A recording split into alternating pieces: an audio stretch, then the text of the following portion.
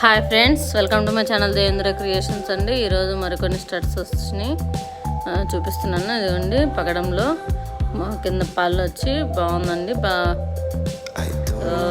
Colour combination బాగుంటుంది.